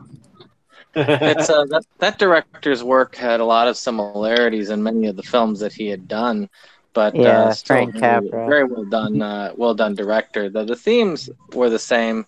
I do agree that it's a classic. That's one we should definitely talk about probably in maybe the next year. One more character that I want to talk Just about. reminds me of the thing from Moral Oral, like the religious people like picketing the theater playing "It's a Wonderful Life," and they got like the picket signs and the chant, "Every time you hear a bell, another angel burns in hell." Ooh. Fucking great. The best. What did we think about the brothers character in here? He He was didn't really just have kind anything of. to do. The mackerel. He was just kind of there. He's meant mackerel. to be the nephew character in the original story. Yep. When his brother like what happened to the brother kind of was like one of the things that kind of got me. Oh, you mean when he was showed up to the funeral and he was the only one there with evidently it looked like Claire. Yeah. And then And it was Wendy. Yep. So yeah. I love the Christmas party that he was at, though. That was just like, I always wanted to get a nice Christmas get together like that, where you're just, having fun, doing trivia, just hanging out in general. And all Bill Murray got him was a towel. Or a VCR. Was it a VCR or a towel? I can't remember. Got him a towel. His secretary gave the brother like the VCR. Yeah, the wife gave him a VCR and Bill Murray just got him a towel. That's it, towels. Which was top of the line VCR. Hey, towels are good at least. One thing back then a VCR was probably $1,000. It probably was. One thing that was kind of cool was with that Christmas party. So in the original story, they play games of the time, which would have been like Blind Man's Bluff and things like that. And in here, they are playing Trivial Pursuit and referencing stuff from the 50s, which would have been obviously in their immediate pop culture lexicon. So that was kind of a nice way to bring that forward into the present time while preserving the what that scene is supposed to mean, is showing people having a good time on Christmas. I can say though, as a child of the 80s, at that point in time in the 80s, there were way too many reruns of Gilligan's Island for them to have guessed the mackerel. Yeah. Yes, really. Yes, that's I didn't fucking remember that. Well, as like is 20 years. As is typical with a lot of 80s movies, the 50s nostalgia is quite rampant, just like how nowadays 80s nostalgia is rampant. Well, interesting little historical note here. I forgot about the character Bryce Cummings, the guy from LA who's kind of horning into Frank's job, who his character actually doesn't have any analog in the original story. But what's cool about him is that he's played by John Glover. Yeah. He played Lionel Luthor on Smallville. Yeah. And Smallville's a good show. And there was actually an episode of Smallville that mirrored A Christmas Carol with Lex trying to be good at. But what's cool about it is that it ends with Lex choosing the exact opposite path, which is to become even more greedy and power hungry and all that stuff, which I thought, that's really cool. That works great. Not to mention the things that I think of when I think John Glover. There was an episode where he played very much a Scrooge type character in Frasier. There was a single episode where he played the boss who got fired. And, of course, he also voiced Enigma / Riddler in the classic Batman series. So that's where I know him from. I didn't. And he was Dr. Woodrow in Batman and Robin as well. Yeah. But I find it interesting that they hook him up with the censor person at the end. Did anybody? I admit, as a child, I enjoyed the censor, the person getting constantly hit by things. But I feel like it's a bit too much as an adult, maybe. Yeah. Yay, nipples in our Christmas program. And I'll- Bill Murray's like, why not? And I was like, why not? Well, that Let's just pick on the censor person. well the whole nipple That's thing sensible. alone would definitely have disqualified it from being a family film, but also the whole thing with the censor getting hit with stuff that's another What? example of the tone being kind of all over the place. Like that What? felt very slapsticky. Would that particular adaptation of Christmas Carol been a better movie than Scrooged? Oh, the Yeah. one that they were filming. Probably Yeah. not. Yeah. Kidding me?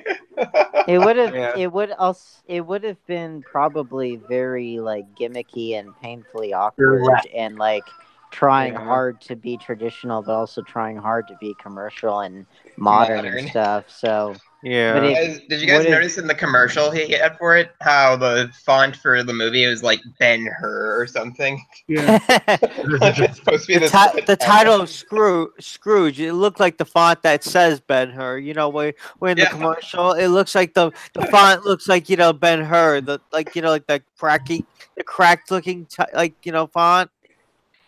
And actually, one of the better satirical moments in the film is early on when they're talking about his preview versus the one that they wanted to do. And he's like, an old lady died because you overexcited or whatever. And he's like, well, great. It would be better. It'll be what, a higher profile or whatever he said. And it's like, you can't buy that kind of publicity. publicity. it's like more publicity. That's what he was saying. Yeah, I mean that's a cold-blooded way of looking at it. Well, that whole the difference in the spots, especially his spot, again that did kind of remind me of something I would have seen in like Natural Born Killers or even the original RoboCop. Like both movies that had a very clearly satirical tone to them. Yeah, it makes me think of. Did you guys see the Stage Fright version from a couple of years ago, where it's like, it's not like the old '80s one. It's basically like a slasher musical, and like it revolves around they're going to put on the Phantom of the Opera, but make it a kabuki play. Oh yeah. It makes me think of that, like something just like stupidly pretentious. Mm. In a weird way, the movie kind of reminds me of Ghostbusters in a weird way, because like Bill Murray, yeah, like the weird way, it does remind me of a Ghostbusters kind of feel to it, but in a Christmas kind of way, because it has the ghosts and the spirit, like the zombies and stuff. Like it has that feel to it. Yeah, it's like basically, it's pretty much the Christmas edition. Christmas edition of Ghostbusters. Exactly. Peter Venkman would have knocked those ghosts out in half a minute. I know. Oh yeah. What's interesting is that Peter Bankman, not Peter Bankman, but the guy who played Egon, played with Bill Murray in the movie Stripes. Yeah. So. Oh yeah. They had a very close relationship, the two. Oh yeah. So, I mean, I remember after he had died, where Bill Murray actually even did that unscripted call out at the end during the Oscars. And Harold Ramis directed him in Groundhog Day. Yes. Oh yeah. Harold Ramis is a very gifted director and a fun actor. Mm-hmm. Most definitely. So, music-wise, what do we think of the music behind it? Oh, it was fantastic. Very proto Danny Elfman doing Tim Burton, except it wasn't a Tim Burton movie, but it was Danny Elfman.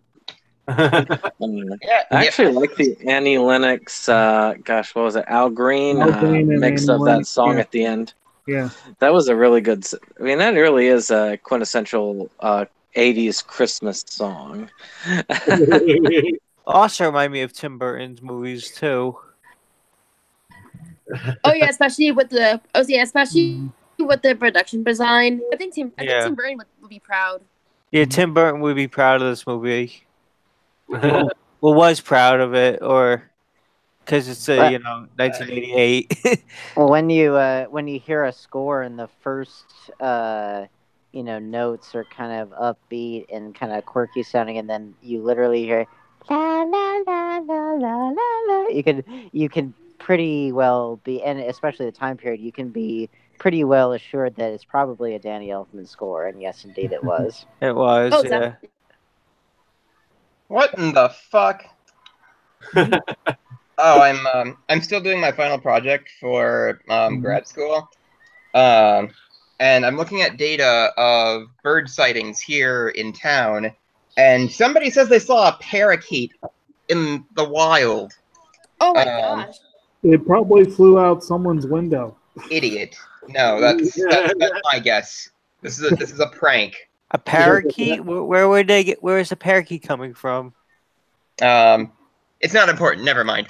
I didn't really notice the music in this one all that much, to be honest, which is kind of a surprise. For the Danny Elfman score, that is weird because they tend to be very noticeable. But Danny Elfman's pretty in your face as a composer, so that does make the only song that I noticed was in the very end, and they were making and I think they were punning one of the Christmas songs. So Just finished. I finished the movie. I was actually watching the movie at the same time. We know. And, yes, and I actually liked it. I have my headphones, like talking to you guys. Talking to. You what? You're cutting out again. I was actually watching the movie, and I was watching the movie and editing at the same time while talking to you guys. And from what I see, and even though I didn't hear the music, I'm sure that because I heard the music, and I'm like, so I guess like Danny Elfman likes working with Bill Murray's movies too. I guess anything with Christmas, and that's where Tim Burton like kind of comes in. I guess design, even though Tim Burton, I don't think made this crave the props, but I think, as I said, the production design and Danny Elfman. I have an idea. Could you talk a little bit slower? Sorry. It seems like your microphone can't quite keep up. Sorry, phones like. So from what I've seen from the movie overall, even though I sadly didn't hear the music, good because I'm a giant fan of Danny Elfman music. I love Nightmare Before Christmas. So the second time, let's say with Kyle or my family, definitely gonna love the music because I've overheard that Danny Elfman's involved in the music, and they're going to enjoy it because Danny Elfman's amazing. Okay. That was and I definitely better. Like the production design, especially for the ghosts. I'm like, as I said, Tim Burton will be proud. Yeah, he definitely would be. Now, speaking of the production, one interesting tidbit about this one is that apparently the camera work was done by Michael Chapman or whatever his name was? Well, I'm not even super familiar with him, but apparently it was going to be Conrad L. Hall, who's a friggin' incredible cinematographer, and they fired him after 5 days. It makes you wonder, like, what happened? What? That's kind of crazy. That's not very long. So the guy that did this is the guy who did The Fugitive, Doc Hollywood, Kindergarten Cop, Ghostbusters 2, Raging Bull. That's some interesting assortment there. We were going good there until Kindergarten Cop. Well, in the last movie that he did was $16. So, yeah. But so it makes you wonder if it was Bill Murray that Conrad L. Hall didn't get along with, or Richard Donner, or if there was just something else entirely. It's interesting. I don't know. But Bill Murray's kind of a weird one on that level because for every prima donna thing I've ever heard him do. He's done something else that was like really cool and down to earth and stuff. So it's like he's not like Chevy Chase in the sense that he's just horrific all the time. Right. You never really know what you're gonna get. There's a lot Bill of Murray is love him. eccentric. Yeah. Is the best word to describe Bill Murray, and pretty much all things. It seems like. I mean, My he favorite was Bill Murray bad as story hell, is supposedly he stole somebody's fries at a restaurant and then just like got in their face and was like, "No one will believe this." Oh my god! Wow.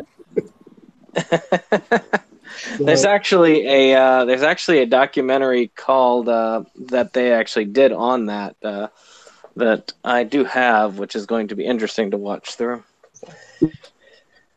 I like to see a documentary on this movie. I wouldn't mind. Oh, there is some. I'm sure they've got some features somewhere. Does the Blu-ray have Yeah. the Blu-ray does the Bluray actually have extras? I haven't seen It one. might actually. No, I don't know. I never got the Blu-ray. Not sure. Jacob has it. I'll go see. Yeah, I was thinking you have it. I know that the DVD didn't come with a lot. Of course, I've still got the old DVD release.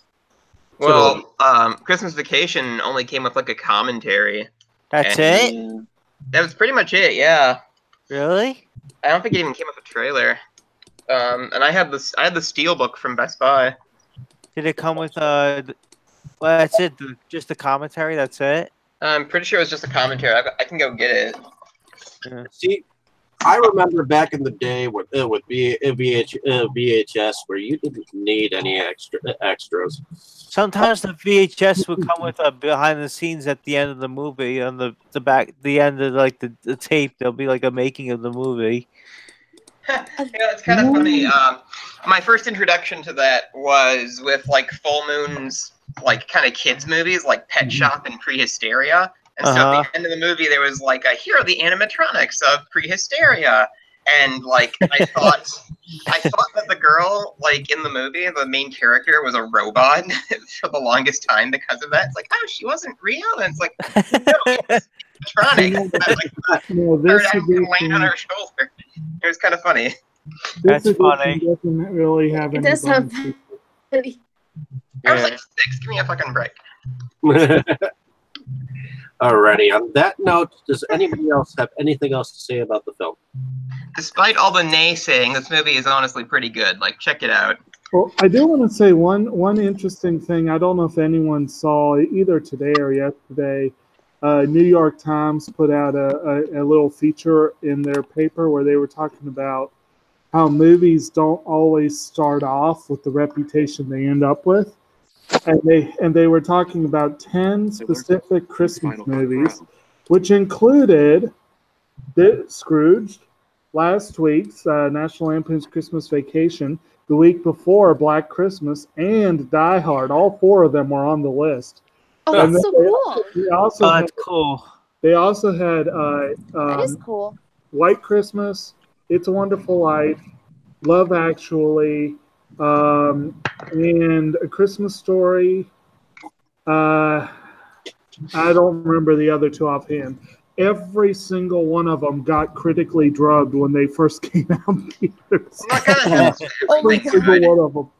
Well, God. I honestly have a theory about that. I think that, well, movies in general, do tend to find their audience of some kind, even if it's a bad movie. Oftentimes, you'll get fans of it because of how bad it is. Right. Yeah. But I have a theory that if it's a Christmas movie, especially, that Christmas movies generally have the propensity for finding an audience, like a long-term, multi-generational audience, a lot easier than other films do.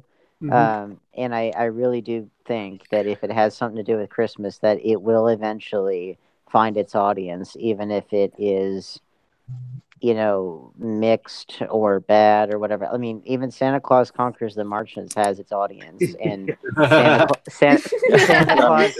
Yeah. Oh my Why the god. hell wouldn't Santa it? Claus What's Conquers Santa the Claus Martians. cost? Well, What's it called again?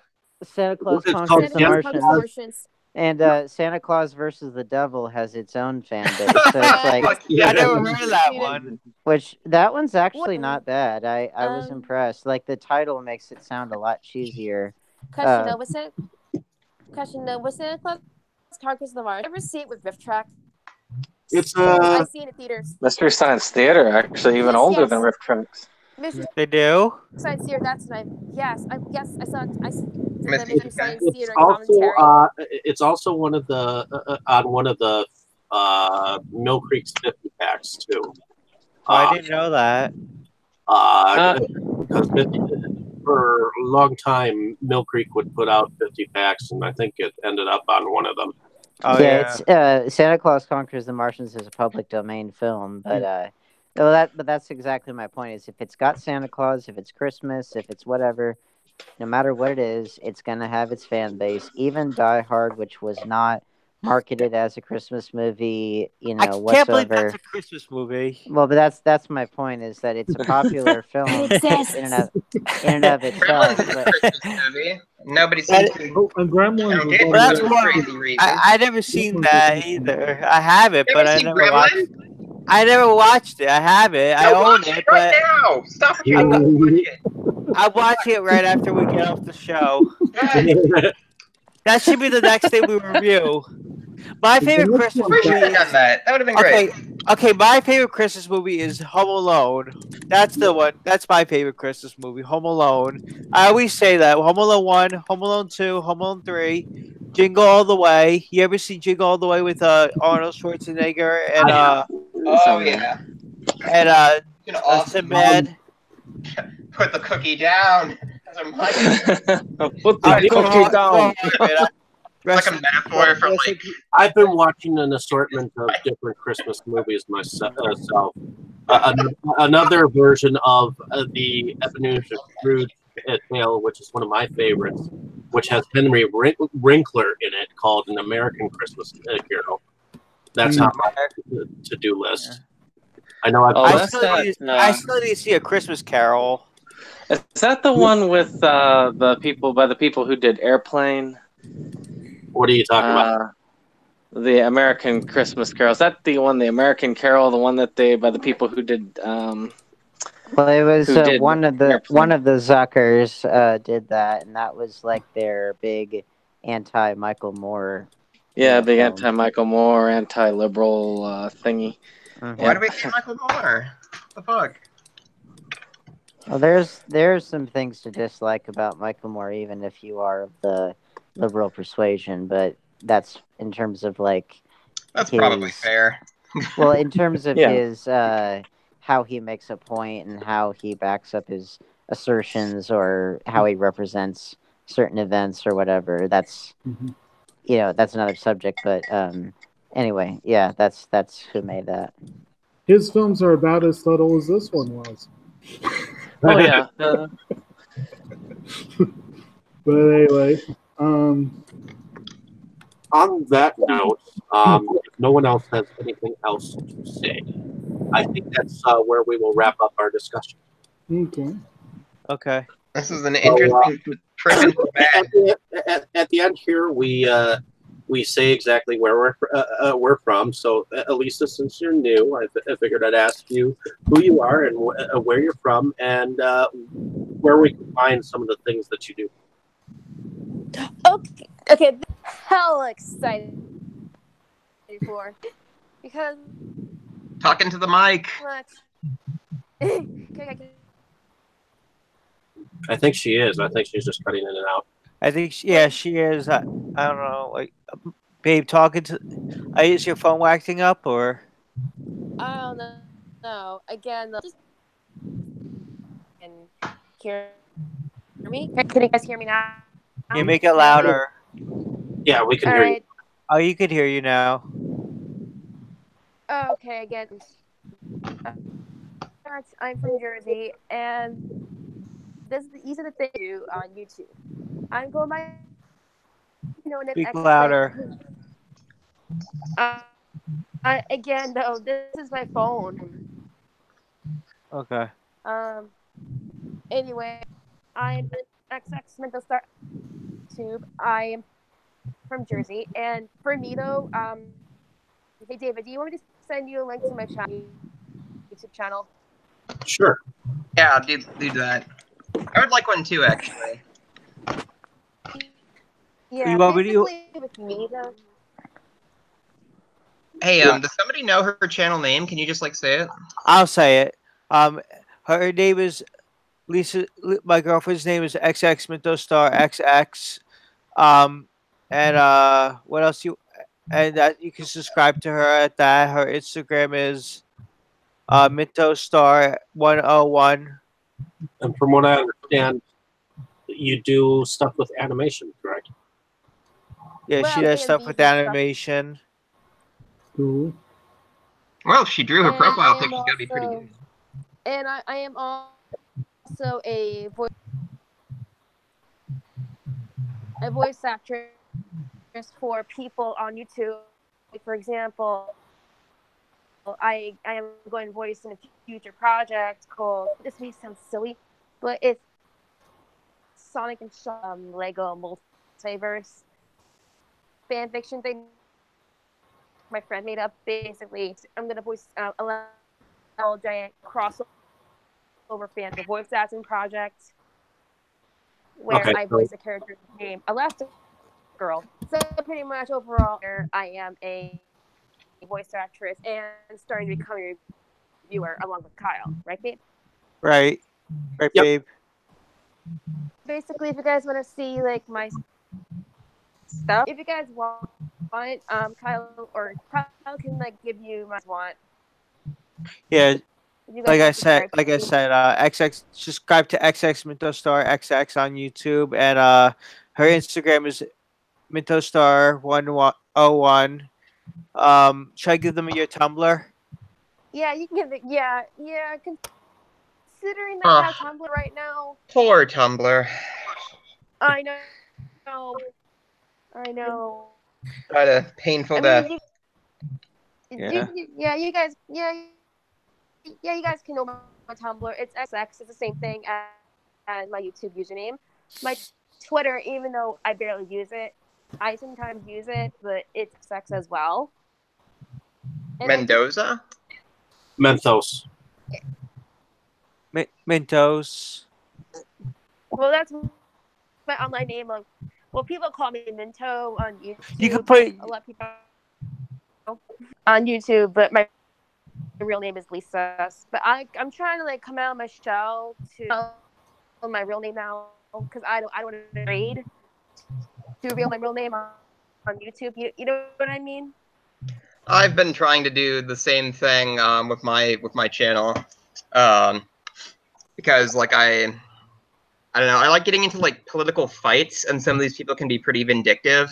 So I actually I do another show that's kind of on hiatus for right now, and we did a takedown of like this really nasty dude called the Quartering, and so our host like starts the show with my full name, and it's like, oh great, so I can't share this now because his fans are known to like dox people who criticize him. Good job.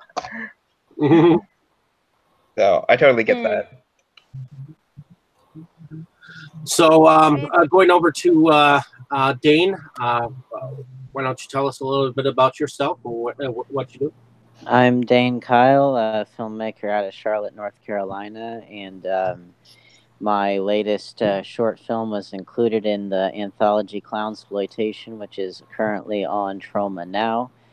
So definitely check that out. And I've got shorts appearing in 3 other upcoming anthologies called Creepypasta, For We Are Many, and Drive-In Grindhouse. So those are coming out. And I am also directing my girlfriend's web series Asylum Origins Harley, based on Harley Quinn. It's a fan series. The teaser poster for it just debuted. It's on my Facebook, so anyone that is on my Facebook can see it. And that'll be coming out in 2019. So, yeah, 2018 was a very productive year, and 2019 will be a year when the fruits of those labors can be seen by people. Okay. That's awesome. Yeah. Well, yeah, Kyle got to see Clownsploitation, and he said he was a big fan of my segment. Oh, I loved it. It was great. I loved your segment. Very good stuff, and I love all the other stuff too that you sent me. Thank you for sending me that stuff. I love to Yeah. check out more of your things, your stuff too. Absolutely, I'll keep you in the loop. Thank Alrighty. you. And then So you're Dane, right? Yeah, Dane Kyle, Keil. You can look Nice to him meet up you. on my Facebook if you want to add him. Yeah, I wanna talk to you more about animation and voice acting because I've wanted to get into voice acting myself. Basically, so far, I do voice a couple of like for crossover projects. I did a YouTuber named Lorcan the Hedgehog. He has his own like web series, little picture editing called. I voiced a couple characters in there. Like I did voice Nora from Jenny in a show called something. I know it's in the police with the teenage robot. Do you guys know Jenny sometime with I forgot the title, but I voice Ace. I do a British accent, and I also do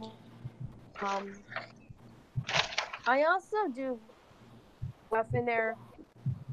If you guys know, I can some of my voice work in those projects that I did with what do you use to record? Like, do you have your own microphone, or like what's your equipment setup? My equipment is basically I just use my desktop, and if the echo, because I do have a Mac, and I do my recording on there. If my recording on there doesn't go properly, Okay. so sad. I was just kind of curious. So, going over to you, Dustin. Why don't you tell us a little bit about yourself and what you do? Well, I'm a horror collector here in Milwaukee. I pick up pretty much whatever I find whenever I find it. I have an Instagram for my collection that is sorely in need of some updates. I'm DHR Hunter, all one word. I also started my own collecting channel for like unboxings, reviews, and basically just whatever I feel like it at the Crypt of Horrors, which is kind of under construction. I have a bunch of videos that are kind of ready to go. I just need to edit them. So I'm also a grad student here in town. So I've got a lot going on most of the time. I'm also a little bit of a writer and an editor for Inside Movies Galore, our associated blog page. Man, there's so much stuff I do. It's hard to remember. I'm gonna say goodnight actually a little bit early just because it's 12:21 where I am and I got work in the morning. But Wow. very good to meet everyone and good to talk to everyone. And I will bid you adieu. Have a good night, Dane. Yeah, you had good stuff, Dane. Hi, Thanks Dane. for coming on. Have a good night, Dane. Talk to you later. Night. Good night, buddy. And yeah, I think we're gonna like be shooting a short or something, right, Dave? At some point. In fact, that's in the works. The only thing I can say is that we have till January to shoot something. And okay, right good. now working with an actor with my part. And that's all I'm going to say for right now, live, so that we can. It'll be a surprise, kids. Yeah, apparently we're working on a segment for an anthology, and that's all I'm going to say for right now. So. Yeah. Oh, the other important thing. You can also find me on Instagram at the Crypt of Horrors. Not Instagram, Twitter. So can you tell I haven't slept for like a few days? Going over to Kyle, why don't you tell us a little bit about yourself and where we can find your reviews? I'm Kyle Rapport. I'm an actor, filmmaker, director, and YouTuber, movie reviewer. I do movie reviews and DVD updates, Blu-ray reviews, and collection videos. And You can find me on Movie Buff. My YouTube channel is Movie Buff One, and my Instagram is Movie Buff Two. You can find me on Facebook and Twitter. And I got a few movies coming up. My new movie. I have a new movie that I'm going to be in. Which I have a quick scene in called which I was in the first volume, which is Return to High Volume 2, aka Volume 2. It's going to be now premiering on Troma now, so you can check that out. And the Blu-ray disc is going to be coming out, I think, Christmas. It's coming out. I think it's going to be coming out Christmas Eve. And I got some other stuff in the works. I got Driving Quite. I'm in an anthology film called Driving Quite Exploitation. Driving Grindhouse, and I have a short in there with with a friend that I'm used to be friends with. And I'm not going to say his name, but I play. It's called Cannibal Maniac, and I play the Cannibal Maniac. And and I also have other few things that I'm into that are coming out as well, and a few other horror movies you might have seen me in, like It Kills, Camp Blood 7, and some other things, Old 37, some other things. So definitely check me out. Give me a sub. And What the fuck is happening? Awesome. Going over to Brandon. I do videos and I also do videos on Inside Movies Galore. I also belong to Inside Movies Galore's. And I do a podcast on Inside Movies Galore's and live streams, and I do videos with my girlfriend Lisa. We're listening to it right now. XX Minto Star XX. I definitely give her a sub too. Awesome. I do stuff. I do videos with her. Awesome. Going over to Brandon. Why don't you tell us a little bit about yourself and what you do? Yes. I, of course, run a channel called Septum Sen versus the World. We are a channel that dedicates ourselves to the collection of physical media, be that movies, video games, music, books, etc. Though we do like to focus mostly on movie collecting and all those things around it, such as new movie releases, which, of course, on the 25th of December, we expect a huge movie release, a whole ton of them. 3 exactly. And, of course, we also do movie reviews as well as top 15s. I have done some joint projects with Inside Movies Galore, including some joint reviews and discussions. And hopefully in the near future, hopefully within the new year, I should say, we shall, again, do another compilation. Going over to Kabuki Jake. Why don't you tell us a little bit about yourself and what you do? All right, I'm Jake. I also frequently guest on Septum Sen versus the World. And incidentally, our most recent top 15 is the top 15 not-so-classic Christmas movies for the season.